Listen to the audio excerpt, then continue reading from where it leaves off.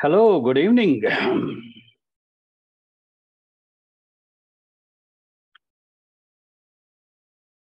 Good evening, sir. Good evening. God bless you. Good evening. Praise the Lord. Once again, we welcome all of you in the wonderful name of Jesus. एक बार फिर हम सबको यीशु मसीह के पुरफजल और जलाली नाम में खुशामदीद कहते हैं। Thank you for joining us. आप सबका बहुत शुक्रिया कि आप सब हमारे साथ शामिल हैं। We continue our studies about the methods of the Bible study of the Bible. हम अपनी तालीम को जारी रखेंगे जो कलाम मुकद्दस के तरीकाकार बाइबल मुकद्दस को पढ़ने के जो तरीकाकार हैं उनकी जो हम तालीम ले रहे हैं उसको हम जारी रखेंगे। Dear sister Mavish is going to pray. और हमारे साथ बहन मैविश हैं, वो दुआ में हम सबको लीड करेंगी। Yes, please. Good evening. Good evening. Jesus, I'm grateful I can rely on your truth each day because of your word is never changing. Lord Jesus, we thank you for this purpose which you occurred in just because of your great man. We are learning word of God through this technology. I'm thankful for your such blessings you gave us. Kindly give us wisdom, your divine spirit, which you give your Paul. As I continue to study of your word, help me to practice what I learn from you. Help me to think like you, serve like you, and give like you, and love like you more and more. Amen. I pray in your lovely name. Amen. Amen. Praise the Lord. Thank you very much. Thank you. So, last week you got some homework. Class अगर आपको याद हो तो हमने आपको कुछ घर करने के लिए काम दिया था। And we will like to check your homework, your contribution. और मैं ये चाहूँगा कि आपका काम जो आप लोगों को दिया गया था उसे चेक किया जाए और आपका काम जो है उसको हम देखें कि आपने कितना उसमें हिस्सा डाला है। And then we continue our studies. और इसके बाद फिर हम अपनी अगली तालीम को जारी रखेंगे। Okay, so who is bold enough to start? आप में से कोई भी जो है वो शुरू करना चाहे वो कर सकता है।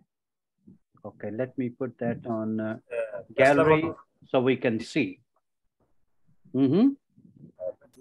फैसलाबाद कैंपस से हम सर दे रहे हैं। Okay, Faisalabad campus is the first one to jump in. Yes. Yes. Okay, please. Yes, sir.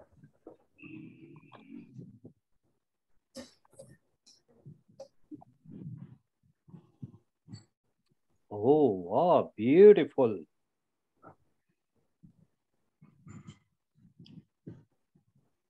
So, please explain.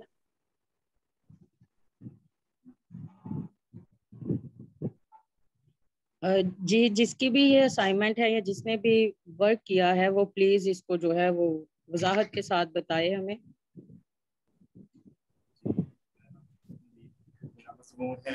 हम कौन सी कश्ती में सवार हैं?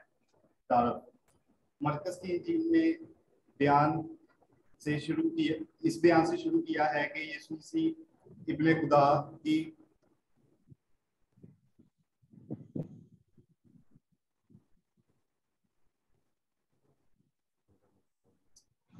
भाई आपकी आवाज नहीं आ रही। खुशखबरी का शुरू है।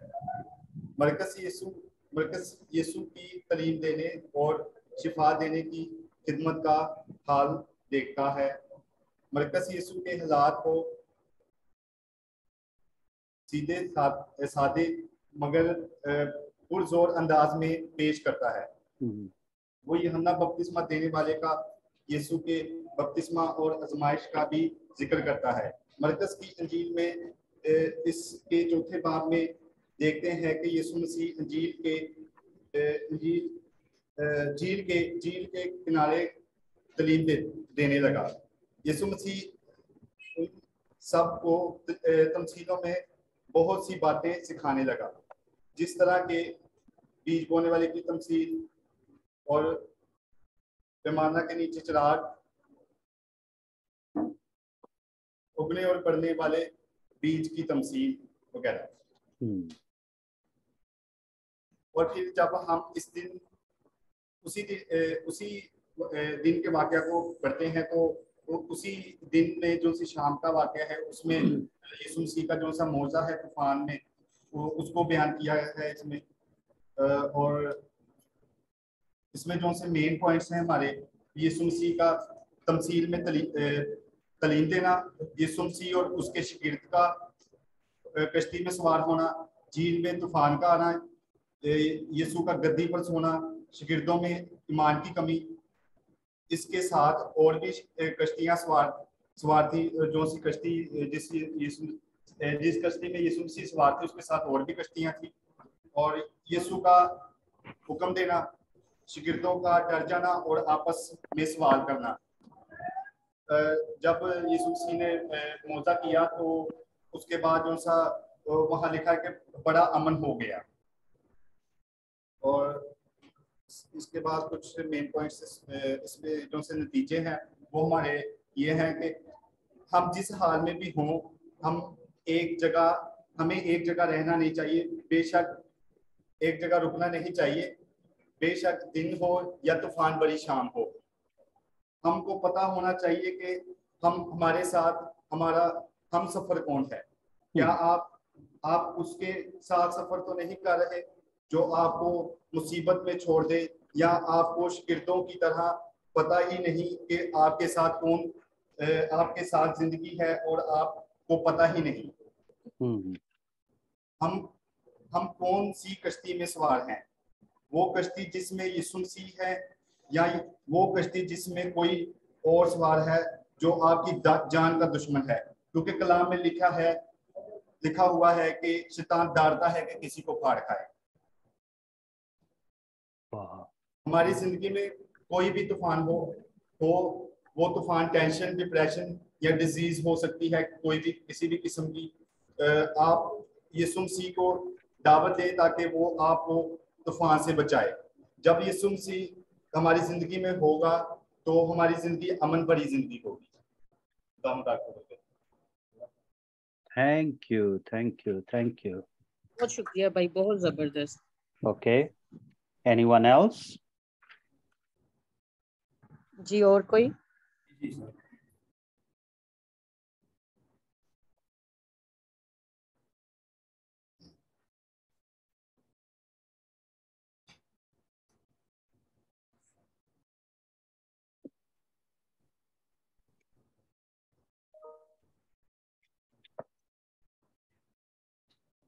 जी, सेकेंड ईयर के स्टूडेंट्स में से और कोई जो अपने काम को बताना चाहता हो?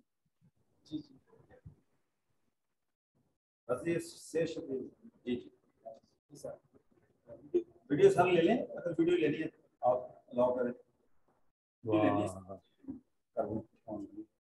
Okay,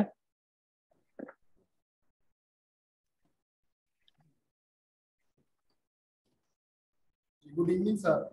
good evening. Adil Kaithlabad campus से सर बात। ओके आदिल जी सर, ये जो सबसे पहले के मज़मून जो है वो ये है कि यीशु मसीह का मौजा या यीशु मसीह प्यारे कुल है। तो इंट्रोडक्शन में है मरकज़ की इंजील उसका 4वां बाब, उसमें हम कुछ तमसीलें देखते हैं जो यीशु मसीह अपने शागिर्दों को सिखाने के लिए बयान करते हैं। वहाँ पर हम एक बहुत ही बड़े मौजे को भी देखते हैं। तो यीशु मसीह ने किया जब वो अपने शागिर्दों के साथ एक जगह से दूसरी जगह कश्ती पर बैठ कर जाते हैं और झील में तूफान आ जाता है और शागिर्द यीशु को कहते हैं कि हमारी मदद कर, हम हलाक हुए जाते हैं। और यीशु अपनी कुदरत से उस तूफान को थमा देता है। यीशु ना सिर्फ तूफान को थमा देता है बल्कि शागिर्दों पर ये साबित करता है कि आसमान और जमीन का सारा प्यार मेरे पास है, मैं ही खुदा। तो उसमें जो अहम निकात है वो ये है कि शागिर्द भीड़ को छोड़कर यीशु मसीह के साथ हो लिए। जिस कश्ती में शागिर्द थे उस कश्ती में यीशु मसीह भी सवार थे। नंबर 2, झील में तूफान आया, बड़ी आंधी चली और पानी की लहरों ने कश्ती को पानी से भर दिया। यीशु मसीह गद्दी पर सो रहे थे और शागिर्द यीशु मसीह को कहते हैं कि आए उस्ताद, तुझे हमारी फिक्र नहीं, हम हलाक हुए जाते हैं। यीशु ने उठकर हवा को डांटा और पानी से कहा, साकत हो, थम जा। बस हवा बंद हो गई और बड़ा अमन हो गया। शागिर्दों में ईमान की कमी, हवा और पानी यीशु का हुक्म मानते हैं। तो ये सब अहम निकात थे उस चैप्टर में जो वर्सेस है 45 से 41 आया था। और उसके बाद सर नतीजा जो है वो जो कंक्लूजन है वो ये है कि जब हम यीशु के पीछे चलते हैं तो फिर कैसे भी हालात हो हमें उस पर इत्मीनान रखना बहुत जरूरी है, वरना हम हलाकत की तरफ जा सकते हैं। जब यीशु आपकी जिंदगी में है तो फिर कोई चीज भी हमें नुकसान नहीं पहुंचा सकती। अगर यीशु हमारी जिंदगियों का मरकज हो तो फिर हमारी जिंदगी में कैसा भी तूफान आए वो उसको थमा देता है। जब हम खुश होते हैं तो हमारी जिंदगी का समुंदर शांत होता है, कोई मुश्किल नहीं होती। लेकिन जैसे ही जिंदगी के समुंदर में तूफान आता है तो हम गुमराह हो जाते हैं, घबरा जाते हैं, जैसे कि शागिर्द तूफान को देखकर घबरा गए। शायद हम उस पर ईमान या किताब नहीं रखते, और अगर हम उसकी मौजूदगी को अपनी जिंदगी में महसूस करते हैं तो वो हमें हर तरह के तूफान से निकाल लेता है। वक्ती मुश्किलात आती हैं लेकिन खुदा उनका हल भी देता है। हमें यीशु पर भरोसा रखने की जरूरत है। हम उस पर ईमान तो रखते हैं लेकिन भरोसा नहीं रखते। अपनी फिक्र और परेशानी उससे दे दें, वो सब कुछ बेहतर कर सकता है। कई दफा हम यीशु की मौजूदगी में भी उस पर भरोसा नहीं रखते, शागिर्दों ने भी भरोसा नहीं किया। यीशु प्यारे कुल है, वो सब अच्छा करने की कुदरत रखता है, फक्त हम को ईमान रखने की जरूरत है। आमीन आमीन आमीन आमीन आमीन। गॉड ब्लेस यू भाई, बहुत जबरदस्त। Yes, anyone else? Yes sir. जी कोई और? सहमत। Okay, good evening sir. Good evening.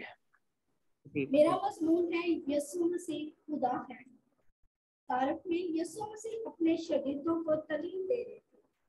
तालीम के दौरान ही वो झील में कश्ती में सवार अपने शागिर्दों के साथ यीशु मसीह सफर कर रहे थे। यीशु मसीह कश्ती में सो गए। सफर के दौरान झील में तूफान आया, शागिर्द खौफजदा हो गए। यीशु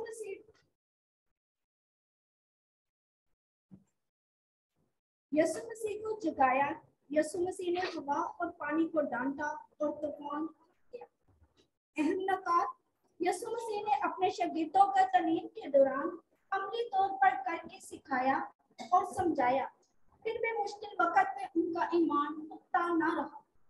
नंबर 2, शागिर्द माहिर थे, साबत काबिलियत और असलियत रखते हुए भी तूफान का मुकाबला न कर सके। उनको यीशु मसीह की मदद मांगना पड़ी। शागिर्दों ने मुश्किल वक्त जो कि उनकी इम्तिहान की घड़ी थी, यीशु मसीह को इल्जाम दिया कि उसको अपने शागिर्दों की फिक्र नहीं कि वो हलाक हो रहे हैं। यीशु मसीह ने हवा और पानी को डांट कर साबित किया कि वो दुनिया की हर चीज पर इख्तियार रखता है। वो अव्वल और आखिर है, वो कुदरत वाला खुदा है। शागिर्दों ने शक किया कि आखिर ये कौन है जो हवा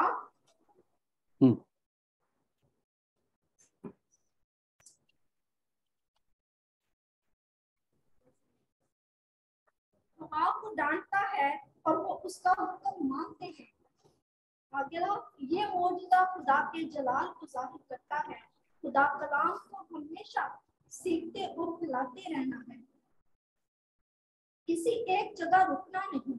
नतीजा इस वाकया मौजूदा से सीखते हैं कि खुदा के कलाम को सीखते रहना है, खुदा से दुआ मांगते रहना है।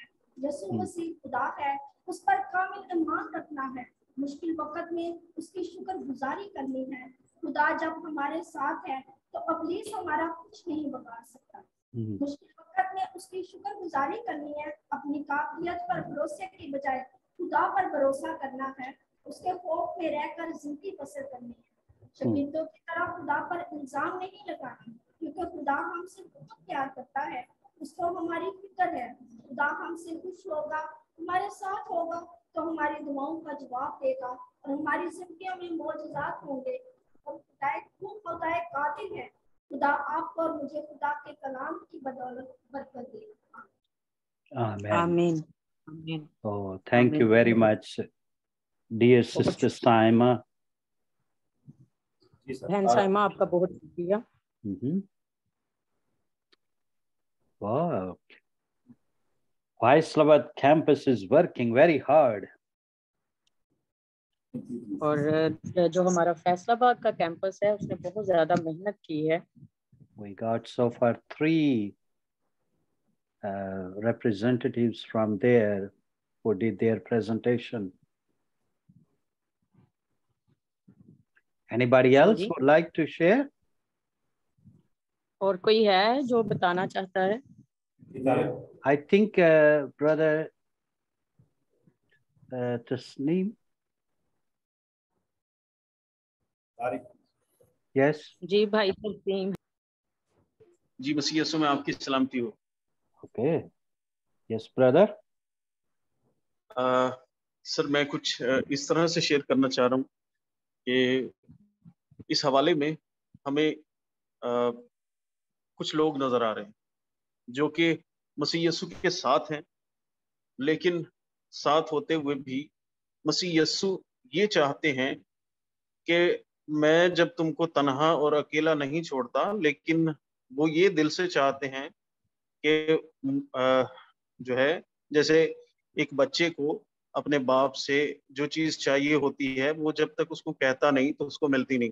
कलाम मुकद्दस के मुताबिक लिखा है कि मांगोगे तो दिया जाएगा। उसी तरह से आज हम अगर अपने दुनियावी तौर पे देखें तो हमारे जो बच्चे हैं उनको अगर किसी चीज की जरूरत होती है तो वो अपने माँ बाप को कहते हैं कि हमें ये फलां चीज लेके दें। और कई बार ऐसे होता है कि हम उस चीज से ये भी कहते हैं अपने बच्चों को कि नहीं बेटा मैं अभी इसको नहीं लेके दे सकता, लेकिन बच्चे क्या करते हैं वो जिद करते हैं।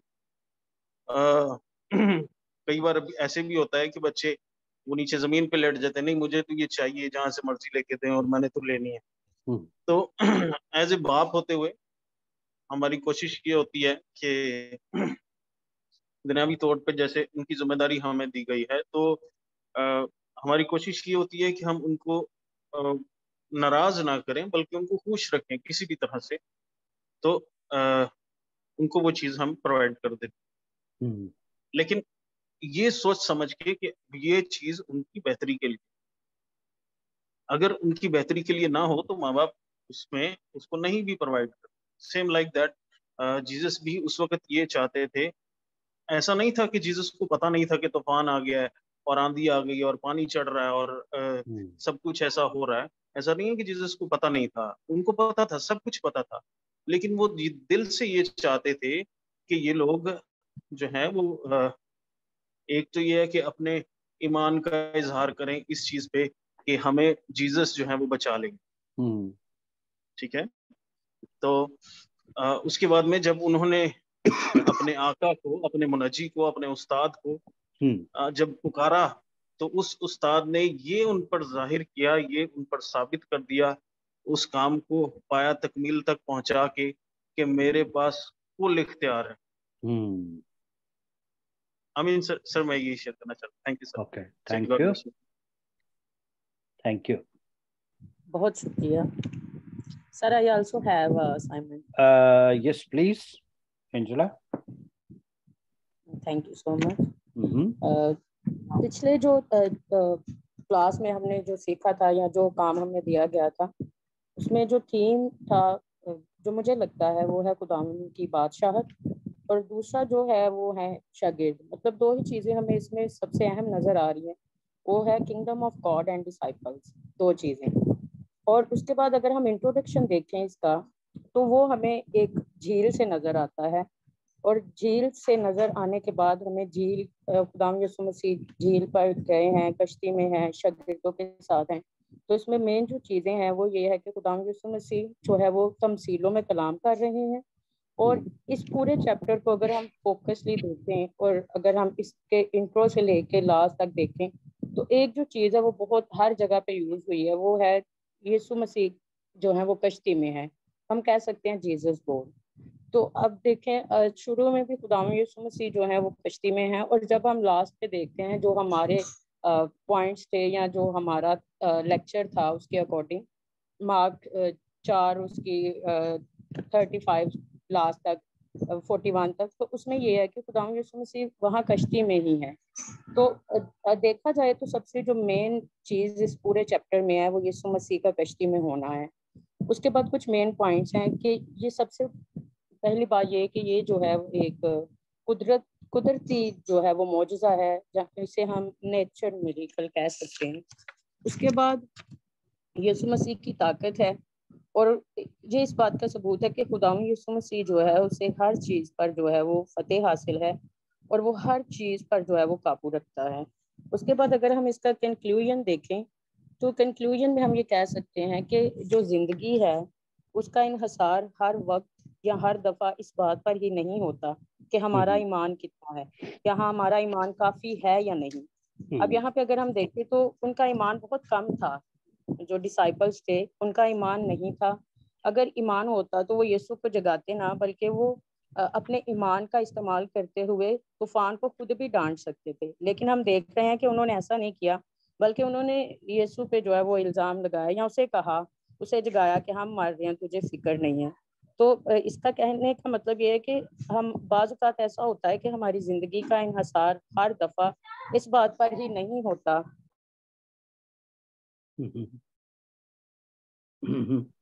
इस बात पर ही नहीं होता कि हमारा ईमान कितना है, हमारा ईमान है या नहीं। खुदा जो है वो अपनी ग्रेस की बदौलत या फक्त वो अपने नाम की खातिर जो है वो मौजज़ात को करता है। और अगर हम देखें बिल्कुल लास्ट में तो हमें ये सीखने को मिलता है कंक्लूजन में ही कि आज शागिर्द होते हुए अगर हमारी ज़िंदगी में तूफ़ान आते हैं, मुख्तलिफ़ किस्म के तूफ़ान हो सकते हैं, जैसे गुर्बत का है, हालात सही ना होने का है, बीमारी का है, मुख्तलिफ तूफान है, लेकिन डिपेंड ये कर रहा होता है, सबसे अहम चीज़ ये है कि आपका यीशु मसीह के साथ रिलेशनशिप होना और पर्सनल रिलेशनशिप होना। क्यों? क्योंकि जब हमारे पर्सनल रिलेशनशिप्स खुदावन के साथ होते हैं तो तूफान कितने मर्जी बड़े हो, हालात कैसे क्यों ना हो, यीशु मसीह हमेशा हमारी मदद करता है। आमीन। Beautiful, beautiful. Thank you, dear sister. Thank you. All of you had a tremendous presentation. Yes, dear brother, please.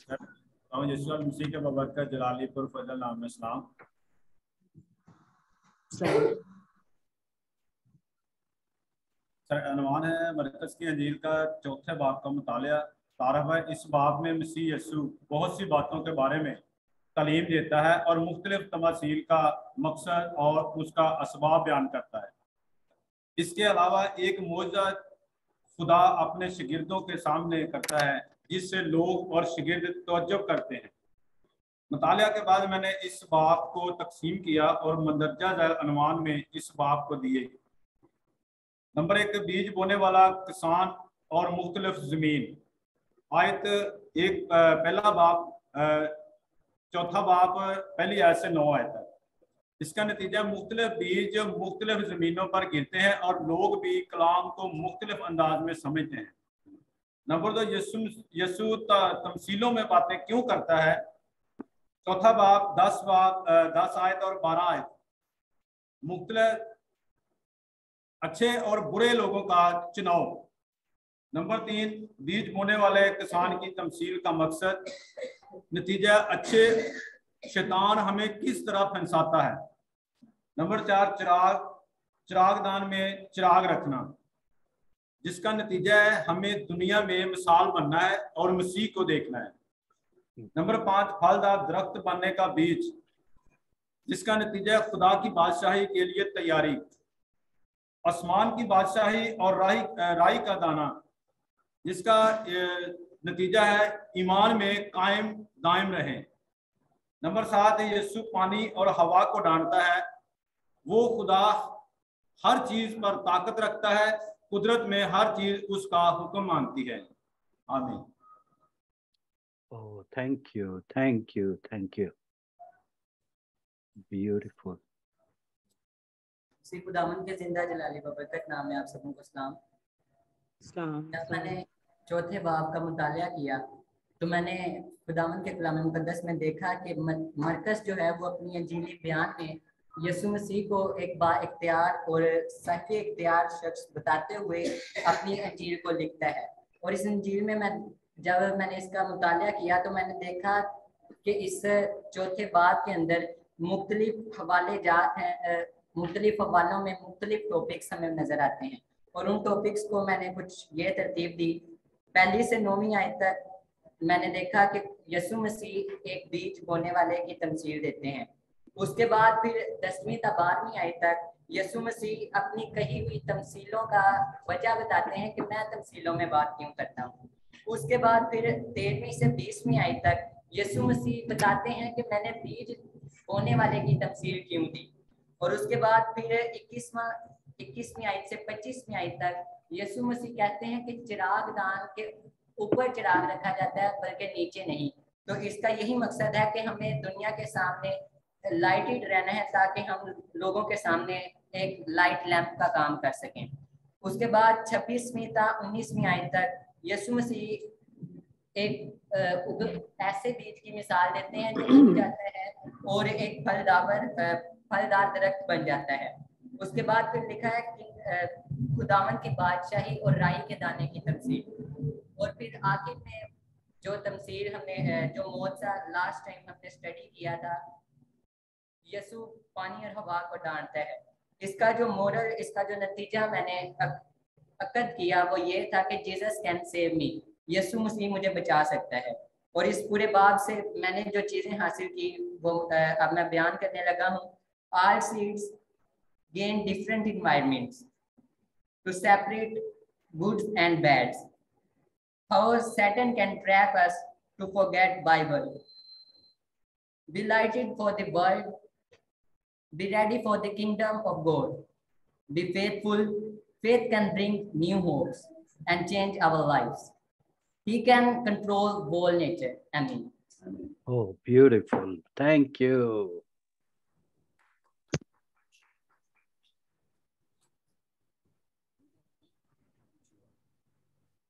मेरा आज का मजमून है, ये जो हवाला दिया गया है मरकस की अंजील उसका 4 बाब उसकी 35 से 41वीं आयत तक, जिसमें मजमून है कि यसु तूफान को थमा देता है।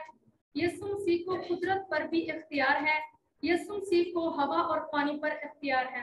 तारुफ इसका ये है कि एक दिन यसु अपने शिगिर्दों से कहा, क्या हम पार चले, और वो भीड़ को छोड़कर उसे जिस हाल में वो थे कश्ती पर साथ ले चले। यसु अपने शिगिर्दों को कुछ दिखाना चाहते थे कि बाप ने मुझे कुल चीजों का इख्तियार बख्शा है। इसलिए तो शिगिर्द यसु के इख्तियार को देखकर हैरान हो गए कि यसु मसीह को हमारी फिक्र है, लेकिन शिगिर्द अपनी ईमान की कमजोरी की वजह से कहते हैं कि ऐ उस्ताद, क्या तुझे हमारी फिक्र नहीं। यसु अपने शिगिर्दों को मुनादी के लिए तैयार कर रहा था, लेकिन शिगिर्द भी मुनादी के लिए मुकम्मल तैयार नहीं थे। यसु इसलिए उनको किश्ती पर साथ ले चला। शिगिर्दों के अंदर मुनादी का शौक तो था, तो यसु ने एक आवाज पर वो इसके साथ चलने को तैयार हो जाते थे। एक तो यसु उनको कुछ दिखाना चाहते थे और एक तो उनको ईमान की कमजोरी उनसे दूर करना चाहते थे। उनको मुनादी किस तरह की जाती है बताना चाहते थे। अहम निकात ये है कि शिगिर्दों को यसु मसीह की कुदरत और इसके हवा और पानी पर इख्तियार देकर ईमान में मजबूती और उनके डर को दूर जाते देखते हैं। शिगिर्दों को पता चल गया कि यसु को कुदरत पर भी इख्तियार है। इसका नतीजा ये है कि हमको डरना नहीं चाहिए, यसु मसीह पर ईमान रखना चाहिए, क्योंकि यसु को हमारी फिक्र है और वो हर चीज पर इख्तियार रखते हैं। तूफानों पर भी अगर हमारी जिंदगियों के तूफान भी उठे तो खुदावंद यसु मसीह उसे थमा देता है, क्योंकि हमारा खुदावंद खालिक हर शय पर इख्तियार रखता है, यहाँ तक कि मौत भी उसको कब्र में ना रख सके। Amen. Praise the Lord. Hallelujah. बहुत अच्छा, बहुत अच्छा। Okay. मैं जो बयान करना चाहती हूँ वो ये है कि मैंने जो अनुमान लिया है इसमें से वो है ईमान का, ईमान की कमी। Okay, hold on. अब हम हम देखते हैं कि मरकज की अंजील उसके 4 बाब 35 से 41 आयत में कि वो एक शागिर्दों को लेकर झील से दूर चले गए, लेकिन हम देखते हैं कि वो जब खुदावंद यीशु मसीह शागिर्दों को झील में लेके गए तो खुदावंद यीशु मसीह सो रहे थे, वो मौजूद थे उस टाइम उस कश्ती में, लेकिन शागिर्दों के अंदर इतना भी ईमान नहीं था कि वो हमारे साथ है, वो हमें बचा लेगा। उस शागिर्द अपने ईमान में इतने कमजोर हो गए। हालांकि हमने बाइबल मुकद्दस में पढ़ा है कि खुदा ने हमें ये इख्तियार दिया है कि हम मतलब जो खुदा के उस इख्तियार को इस्तेमाल कर सकते हैं, लेकिन शागिर्दों के अंदर ईमान नहीं था। अब इसमें जो अहम पॉइंट मैंने देखे हैं वो अहम पॉइंट ये है कि हमारे अंदर ईमान होना बहुत जरूरी है। अगर हमारे अंदर ईमान नहीं होगा ना तो हम जो मर्जी कर लें, हम कभी जिंदगी में कामयाब नहीं हो सकते। हमारी जिंदगी में खुदा का होना और ईमान का होना बहुत जरूरी है। अब इस हवाले से ये पता चलता है कि ईमान की कमी थी उनके अंदर। तूफान आते हैं, हमारे अंदर भी ईमान की कमी जब होती है तो हमारी जिंदगी में भी तूफान आते हैं, हमारी कश्ती भी जो है वो डूबने लगती है, लेकिन हम किसका, इंसानों का सहारा लेने की कोशिश करते हैं। हम कभी अपने खुदा को नहीं पुकारते। जब हमें हमारी दुआओं का जवाब नहीं मिलता तो हम कहते हैं जी खुदा तो हमारी दुआओं को जवाब नहीं दे रहा, इसलिए खुदा हमारी सुन नहीं रहा। हम इंसानों पर तवक्कल करना शुरू कर देते हैं।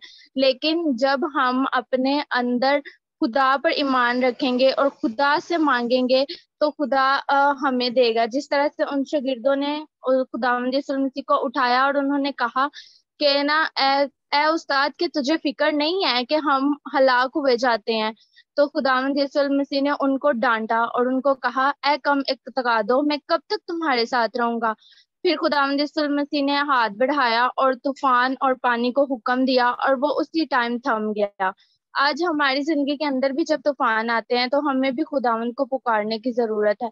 हमें खुदावंद को पुकारने के साथ साथ खुदावंद पर ईमान भी रखना है कि हम ईमान के अंदर भी पुख्ता रहना चाहिए कि अगर हमने खुदा से ये बात की है तो खुदा उस बात को पूरा करेगा। हमें ईमान में कमी नहीं लानी चाहिए, क्योंकि जब हमारे ईमान में कमी आ जाती है ना तो फिर शैतान जो है वो हमारी जिंदगी में काम करना शुरू कर देता है। इसलिए हमें कोशिश ये करनी है कि हमारे अंदर ईमान की कमी ना आए। इस पूरे मैसेज के जरिए से ये हमें सिखाया गया है, बाइबल ये सिखाना चाह रही है कि हमारे अंदर ईमान होना बहुत जरूरी है और हमें सिर्फ और सिर्फ खुदा पर तवक्कल करना चाहिए। आमीन आमीन आमीन। कुछ प्रेज गॉड, प्रेज गॉड। मरकज की अंजील उसका 4था बाब और उसकी 35वीं आयत। मेरा नाम बाबर है और मैं फैसलाबाद कैंपस से हूं। और हमारा मजमून यह है कि यीशु मसीह तूफान को थमा देता है, यानी यीशु मसीह का फितरत पर यानी हवा और पानी पर भी इख्तियार है। और इसका तारुफ यह है कि एक दिन ऐसा हुआ, एक जगह पर मसीही लोगों को तालीम दे रहे थे। उसी दिन मसीह ने शागिर्दों से कहा आओ झील के उस पार चले। शागिर्द तैयार हो गए और वो रवाना हुए। यहाँ मसीह शागिर्दों को सिखा रहे थे कि कभी एक जगह खड़े रहकर मनादी नहीं करनी चाहिए, बल्कि मुख्तलिफ जगहों पर मनादी करनी चाहिए, क्योंकि हर किसी को खुदा के कलाम की जरूरत है। इसके बाद कश्ती में जब वो सवार हुए तो झील में आंधी आई, तूफान आ गया और कश्ती खतरे में आ गई। इधर शागिर्द डर गए और कहने लगे ऐ उस्ताद, क्या तुझे फिक्र नहीं कि हम हलाक हुए जाते हैं? लेकिन उनको क्या मालूम कि जिंदगी का बादशाह इस कश्ती में ही है। यीशु मसीह फौरन उठे और तूफान को थमा दिया और हर तरफ अमन छा गया। इधर खुदा ने शागिर्दों को यह सबक दिया कि हर हाल में अपने खुदा पर भरोसा रखना चाहिए और हर हाल में तसल्ली और इत्मीनान का दामन हाथ से नहीं छोड़ना चाहिए। आगे जब शागिर्द डर गए तो खुदा ने उनको कहा डरो मत, अब तक ईमान नहीं रखते हो। वो पहले ईमान नहीं रखते थे, लेकिन जैसे उन्होंने खुदावंद की कुदरत को देखा तो उनका ईमान पुख्ता हो गया और वो सोचने लगे कि ये कौन है कि जिसका हुक्म हर हवा और पानी भी मानते, जिसकी बात हवा और पानी भी मानते हैं। यानी उनको समझ आ गया कि खुदा का बेटा यही है। अहम बात यह है यीशु की हर बात और काम से सबक हासिल होता है, ईमान की झलक नजर आती है। मसीह यीशु का हर चीज पर इख्तियार है, मसीह यीशु का फितरत पर भी इख्तियार है हर हाल में खुश रहना चाहिए। और इसका नतीजा ये है, इस पैरे से हमें ये सबक मिलता है कि खुदावंद का पूरी दुनिया पर इख्तियार है और वो खुदा का बेटा है, और हमें हर हाल में खुदावंद पर भरोसा करना चाहिए। अगर हम किसी भी हाल में हैं, खुदावंद से मदद मांगनी चाहिए, तो यकीन खुदा हमारी मदद करे। Thank you, thank you, thank you. बहुत शुक्रिया भाई, बहुत जबरदस्त। खुदावंद आपको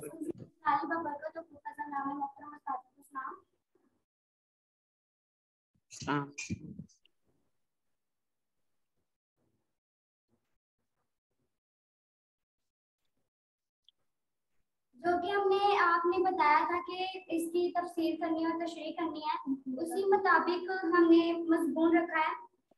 ये मजमून मेरा पहला ये है कि यीशु मसीह तूफान को थमाता है, और नंबर 2, यीशु मसीह का हर चीज पर यानी फितरत, आसमान, जमीन, कुल चीजों का इख्तियार यीशु मसीह के पास है। इसका तारुफ यूं करते हैं कि जब खुदावंद राई के दाने की तमसील लोगों को बता रहे थे, तो उसी दिन जब शाम हुई तो यीशु मसीह अपने शागिर्दों से कहा कि आओ झील के पार चलो, और उस हाल में थे जिस हाल में थे उसी हाल में रवाना हुए, और शागिर्द भी यीशु मसीह के साथ थे। ये सब कुछ अगर हम गौर करें तो खुदावंद अपने शागिर्दों को ये सिखाने की कोशिश कर रहे थे कि कभी एक जगह पर रहना नहीं चाहिए, बल्कि अलग अलग लोगों के साथ अलग अलग जगह पर मुनादी करनी चाहिए, और आगे अपने खुदा के कलाम को दुनिया तक पहुंचाना चाहिए।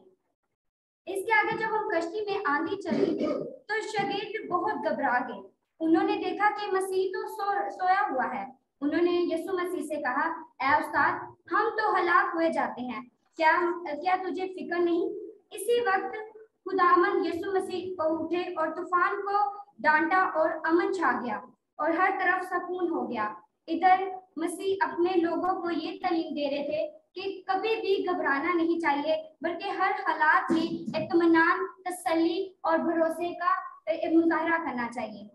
हालांकि वो डर गए। उन्होंने सोचा, वहां मसीह ने कहा कि अब तक तुम्हारा ईमान नहीं था, यानी कि उनका ईमान अभी तक मसीह पर कायम ना था। इसलिए उन्होंने मसीह से कहा कि क्या तुझे फिक्र नहीं कि हम हलाक हुए जाते हैं? वहां मसीह ने उनको कहा कि अब तक तुम्हारा ईमान नहीं रखते, यानी कि जब उन्होंने मसीह को ये काम करते देखा, उन्होंने प्रैक्टिकल अपनी जिंदगी में देखा, तो फिर उन्होंने मसीह पर ईमान लाया और फिर जाना कि मसीह ही जिंदगी का पानी है। इसके आगे हम देखते हैं अहम निकात। यीशु मसीह अपने शागिर्दों को जो कुछ करने के लिए कहते या उनको जो कुछ बताते, उनको सबक देने के लिए करते। यीशु मसीह का कुल दुनिया पर इख्तियार है। यीशु मसीह का फितरत पर इख्तियार है। मसीह की बातों और कामों से ईमान में मजबूती और रूह को खुशी हासिल होती है।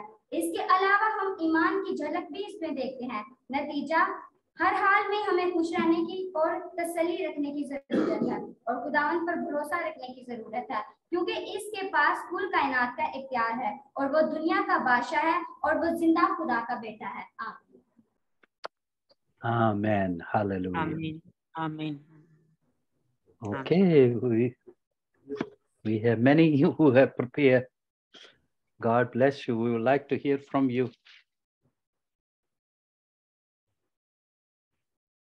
Yes, brother. जी मेरी तरफ से सलाम। जी भाई, शुरू करें। जी मैं फैसलाबाद कैंप से हूँ। जी मैं फैसलाबाद कैंप से हूँ। मेरा पहला मजमून है तारुफ।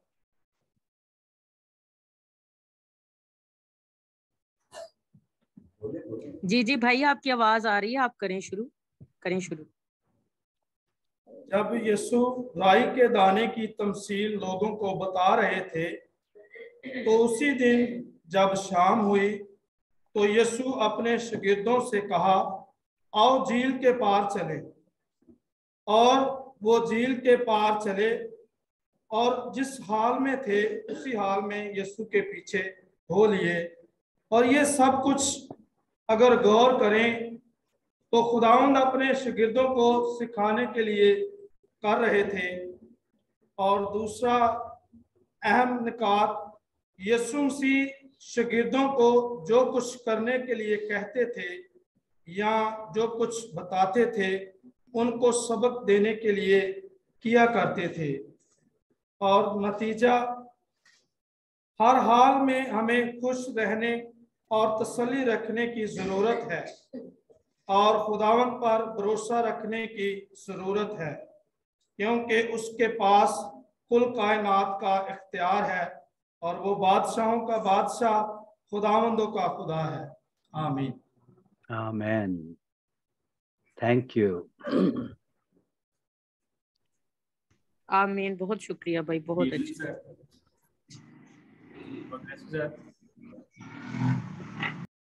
माय नेम इज रसन नदी और आज का जो मेरा मजमून है यीशु मसीह का मौजज़ा। मेरी आवाज आ रही है सर? जी जी भाई आ रही है, आपकी आवाज शुरू करें। सारो मरकज की इंजील चौथे बाब में हम देखते हैं कि खुदावंद यीशु मसीह झील के किनारे लोगों को तलीम दे रहे थे और इसमें लोगों को तमसीलों में तलीम दे रहे थे, जिस तरह बीज बोने वाले की तमसील, उगने और बढ़ने वाले बीज की तमसील, रई के दाने की तमसील और पैमाना के नीचे चिराग की तमसील। और फिर हम देखते हैं कि जब इस दिन शाम हुई तो यीशु मसीह और उसके शागिर्द जब झील के उस पार जा रहे थे तो झील में बड़ी आंधी चली और लहरें कश्ती पर यहाँ तक आई कि कश्ती पानी से भरी जाती थी और यीशु मसीह पीछे की तरफ गद्दी पर सो रहा था।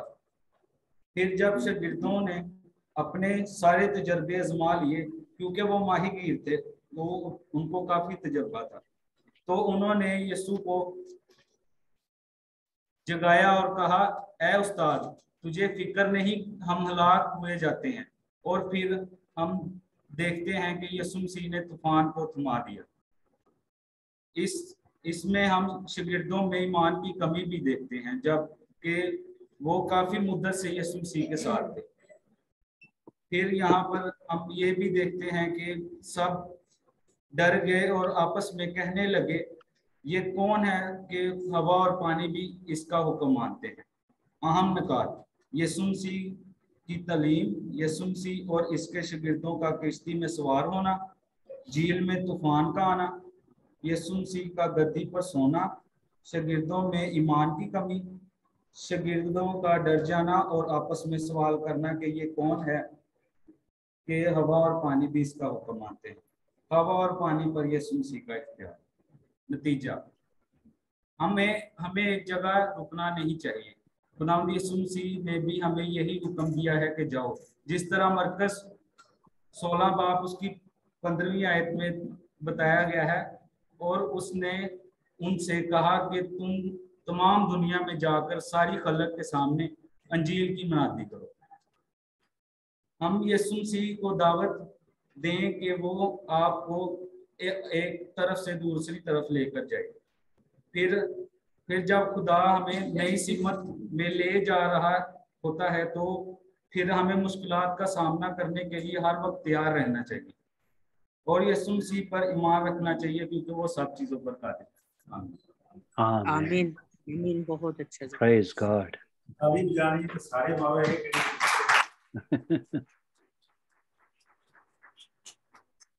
गुड इवनिंग सर, मेरा नाम प्रकाश है और मैं फैसलाबाद कैंपस से। मरकज की अंजील उसका 4 बाब और उसकी 35 से 42वीं आयत तक जब हम पढ़ते हैं तो मुझे मजमून ये मैंने किया कि यीशु मसीह का दुनिया की तमाम चीज़ों पर, आसमान और ज़मीन का कुल इख्तियार यीशु मसीह के पास है। जब हम इस मतन को पढ़ते हैं तो हमें नजर आता है कि उस दिन यीशु मसीह झील के किनारे भीड़ में तालीम दे रहे थे और उसी दिन शाम के वक्त यीशु मसीह ने अपने शागिर्दों से कहा कि आओ हम झील के उस पार चलते हैं। इतना कहने के बाद यीशु मसीह ने भीड़ को छोड़ा और उसी हाल में, जिस हाल में वो भीड़ में तालीम दे रहे थे, उसी हाल में वो अपने शागिर्दों के साथ झील के उस पार जाने के लिए रवाना हुए। जब यीशु मसीह अपने शागिर्दों के साथ किश्ती पर चले गए और यहाँ पर हमें बाइबल जब पढ़ते हैं तो हमें दिखाई देता है कि वहाँ सिर्फ एक ही किश्ती ना थी बल्कि और भी मजीद किश्तियाँ थी। जब यीशु मसीह और उसके शागिर्द झील के अंदर दाखिल हुए तो शागिर्द यीशु मसीह के साथ उसी किश्ती पर थे। यीशु मसीह किश्ती में आराम से सो रहे थे उसी वक्त बड़ी आंधी और लहरें चली। शागिर्द इस बड़ी आंधी और लहरों से डर गए और उन्होंने यीशु मसीह को जगाया और जगा कर कहने लगे, क्या है उस्ताद, तुझे हमारी कोई फिक्र नहीं कि हम हलाक हुए जाते हैं। यहाँ पर अगर हम देखें तो हमें एक सवालिया निशान दिखाई देता है कि वो शागिर्द यीशु मसीह से कह रहे हैं कि ऐ उस्ताद, तुझे हमारी कोई फिक्र नहीं। यीशु मसीह ने उठकर हवा को डांटा और पानी को कहा कि साकत हो, थम जा। बस हवा बंद हो गई और बड़ा अमन हो गया। इसके बाद यीशु मसीह ने शागिर्दों से कहा कि तुम क्यों डरते हो, क्या तुम ईमान नहीं रखते? क्योंकि यीशु मसीह के पास आसमान और जमीन का कुल इख्तियार था। शागिर्दों का ईमान उस वक्त डोल गया।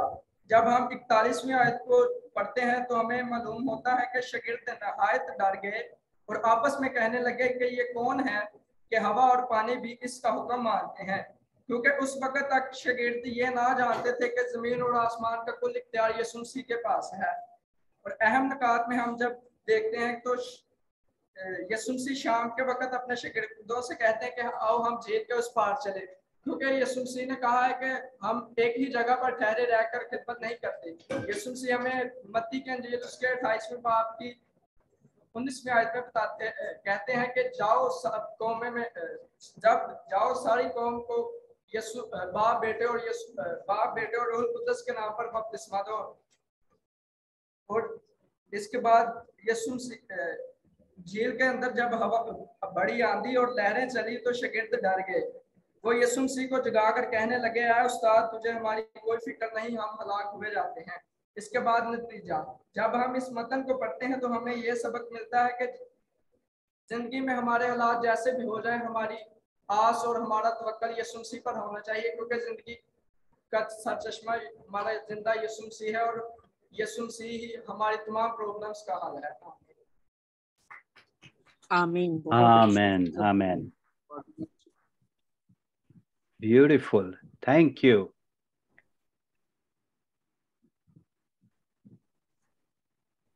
Yes, जी, sir. कारी साहब कोई और? जी, मैं बाकी के नोट मेरे पास रिटन में है, मैं काफी क्या ख्याल? जी, next time probably. Yes, sir. Yeah, thank you.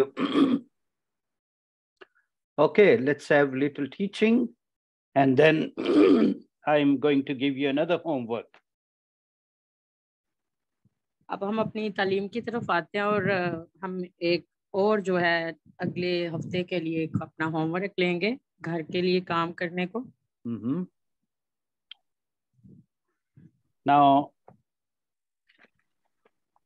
chapter 4 and verse number 35, we have चौथा बाब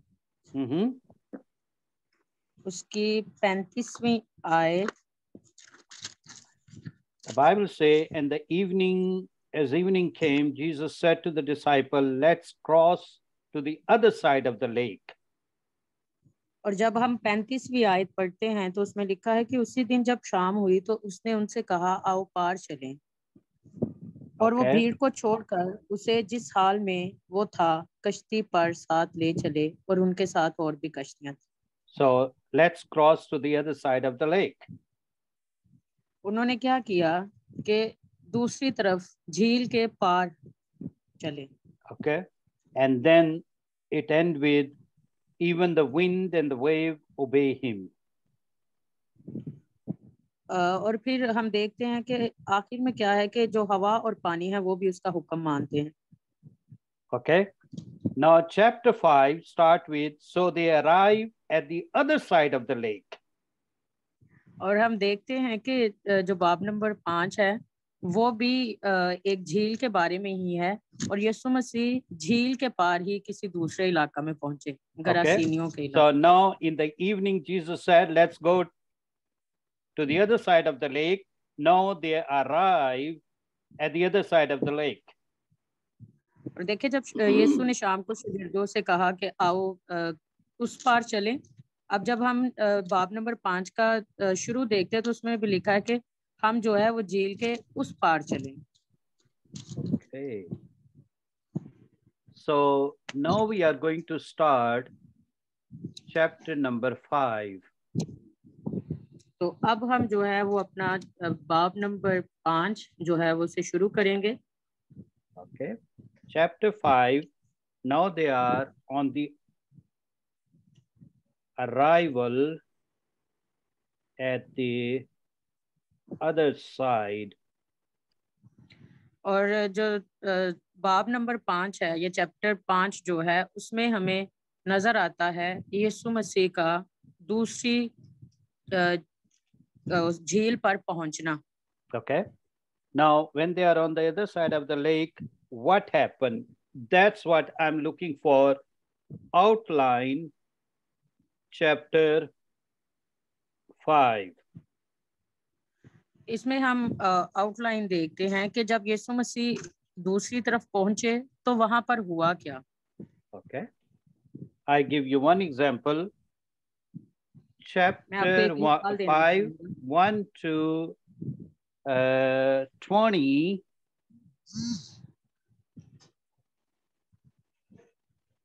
Sorry? Yes. What's number 1 to 20? We have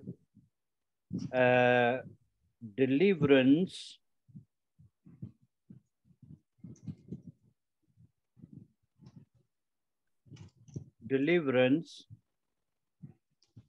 of a demon possessed man. और हम देखते हैं अगर हम मरकस की अंजील उसका 5 बाब और उसकी पहली आयत से 20 आयत तक देखें तो इसमें यीशु मसीह जो है वो एक बदरू गिरफ्ता को जो है वो आजाद करते हुए नजर आते हैं, या एक बदरू गिरफ्ता इंसान जो है वो हमें आजाद होता हुआ दिखाई देता है. Okay. Then you need to outline what happened in chapter 5. और अब हम आउटलाइन में अगर हम देखें तो देखेंगे कि चैप्टर 5 में हुआ क्या. So this is your homework. Outline chapter 5. आपका यही घर के लिए आपका यही काम है कि आपने चैप्टर 5 की जो है वो आउटलाइन बनानी है. Now in chapter 4, Jesus said, let's go to the other side. Now they arrive on the other side. What happened on the other side? और इसमें हम देखेंगे ये कि जैसे चौथे बाब में जब यीशु मसीह कश्ती के झील के उस पार गए तो क्या हुआ, और चैप्टर 5 में भी हम यही देखेंगे जब यीशु मसीह दूसरी तरफ पहुंचे, झील के पार पहुंचे तो वहां पर क्या हुआ. So there are, I see at least, according to my outline, there are 4 miracles mentioned here. खुदावन के बंदा ये कह रहे हैं कि मैं अगर आपको बताऊं तो इसमें जो है वो 4 तरह के जो मौजज़ात हैं वो यहाँ पर बताए गए हैं. So please outline and you can choose one miracle and focus on that miracle. आपने ऐसा करना है कि इन सब में से कोई एक जो है वो मौजज़ा लेना है और उस पे जो है आपने नजर करना है. Number 1, उसका मुशाहिदा करना है. Yes, you will write the theme of that miracle. आपने इस मौजज़े का जो है वो मौजू या थीम लिखना है. Number 2, you will have the main points. और जो दूसरा नंबर है उसमें आपने उसके जो मेन पॉइंट्स या अहम निकात जो हैं वो लिखने हैं. Of course, before that main points, you can write down the intro according to the theme. और इससे पहले कि आप अहम निकात पर जाएं, आपने थीम के मुताबिक जो है जो मौजज़ा आप लेंगे उसका जो है आपने तारुफ लिखना है. Then after main points, of course, into the main points, you can also add sub points. जब हम अहम निकात की बात करते हैं तो इसमें कुछ जो है वो नुक्ते ऐसे होते हैं जो बहुत ही ज़रूरी होते हैं, और मेन पॉइंट्स के नीचे या अहम निकात के नीचे उनके अंदर कुछ पॉइंट्स होते हैं जिनको हम सब पॉइंट्स कहते हैं. Yes. And then you can write the conclusion. और उसके बाद जो है आपको नतीजा लिखना है. And then conclusion, and you can say application. हम इसे नतीजा भी कह सकते हैं, या इसके लिए अगर हम एक लफ्ज और इस्तेमाल करें तो हम इतलाक भी कह सकते हैं, यानी कि आज इसका क्या इतलाक है, या इसको हम कैसे जो है वो अपने ऊपर ले सकते हैं. Okay, so theme like deliverance from demons, deliverance from Satan, okay, or satanic oppression, freedom from demonic oppression. Okay. जैसे देखिए खुदावन के बंदा ने यहाँ डॉक्टर साहब ने लिखा है बदरूहों से आजाद होना. Okay. उन्होंने So, एक मिरेकल का जो है वो थीम दिया. Yes. So in the introduction, you can say, in the world today, there are many people who are oppressed by demons. और जब इसका आप तारुफ लिखेंगे तो आप इसमें लिख सकते हैं कि जैसे जो है वो आज की दुनिया में बहुत से लोग ऐसे हैं जो बदरू गिरफ्तार हैं या बदरूहों से घिरे हुए हैं. So then you can write down the main points you find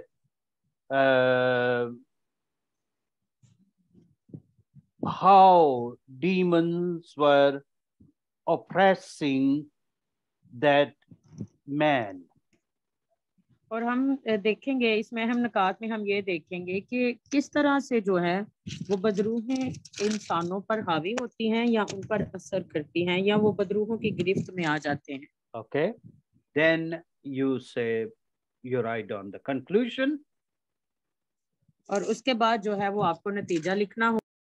And then application, of course, Jesus has authority over demons.